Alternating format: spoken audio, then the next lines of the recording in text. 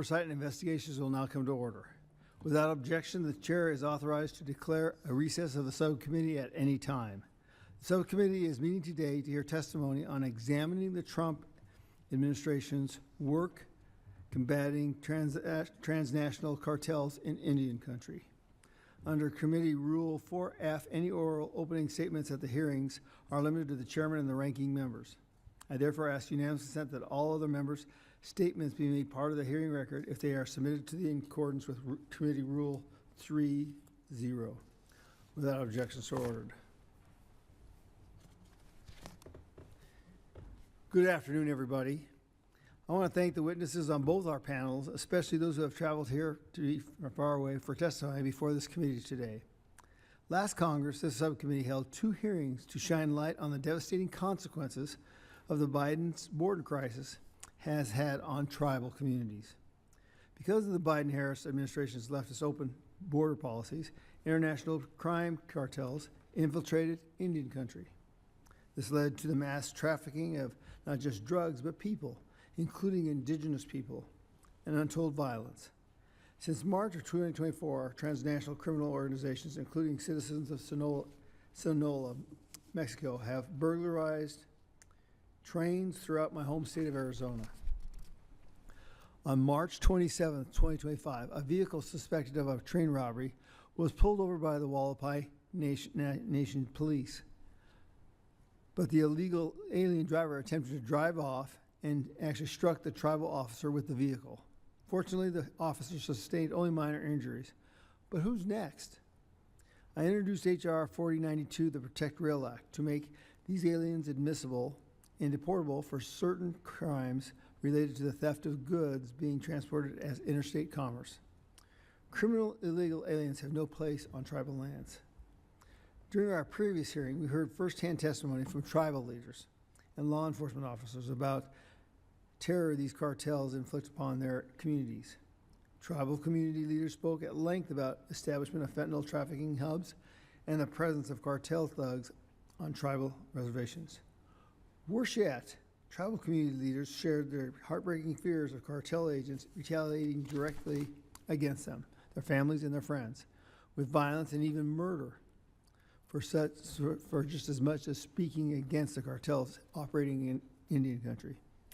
The mere presence of tribal witnesses at our previous hearings and here today is an act of bravery and defiance against criminal cartels allowed to wreak havoc by the Biden administration's failed border policies.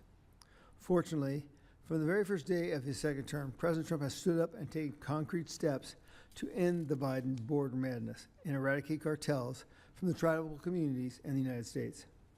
For example, on January 20th, President Trump took an executive action to declare a national emergency at the southern border to stop the bleeding caused by the Biden administration's guarantee the state's protection against the criminal migrant invasion and to secure our southern border. Moreover, President Trump finally designated cartels and other criminal organizations as foreign terrorist organizations and specially designated global terrorists, showing that unlike President Biden, who opened up our borders and allowing the criminals to flow into our country unchecked, President Trump recognized the existential harm that these transnational cartels impose on our tribal communities. By officially designating these cartels as what they truly are, foreign terrorist organizations that attack our citizens, introduce addictive and deadly drugs like fentanyl into our communities, and terrorize Indian country from the southern border as far north as the Dakotas and Montana, all for greed and profit.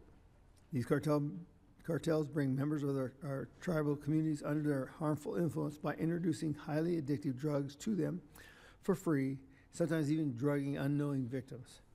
Once these victims are hooked, cartels are then they'll be forced to serve as foot soldiers, peddling drugs to others to pay for their building drug debts and continuing that ugly cycle. Fortunately, under President Trump, the massive flow of drugs from our southern border has slowed. Southwest border encounters are at an all-time low. Drug seizure statistics have improved, and overdose deaths, particularly in Indian country, have decreased. Gang members from the cartels and the gangs like Trinidad and MS-13 have been charged, indicted, convicted, and sentenced. Other gang members have fled the United States with their tails between their legs. In just 7 months, President Trump has finally secured our southern border. And with the passing of One Big Beautiful Bill Act, Congress has secured $165 billion in funding to ensure that our southern border is once again a border. Law enforcement is properly equipped to prevent human and drug trafficking, and our tribal communities are protected from terrorist cartels. To be clear, the war against terrorism cartels and the criminal organizations in Indian country and on federal lands is not over. Rather, it is just beginning. Now that the Biden border crisis is behind us, we can work towards eradicating the cartels, allowing tribal communities to thrive. My Republican colleagues and I look forward to hearing more from our witnesses about the impact of President Trump's actions in tribal communities and to learn more about concrete next steps we can take to further protect Indian country. Thank you, and once again, I appreciate everybody showing up, and now I recognize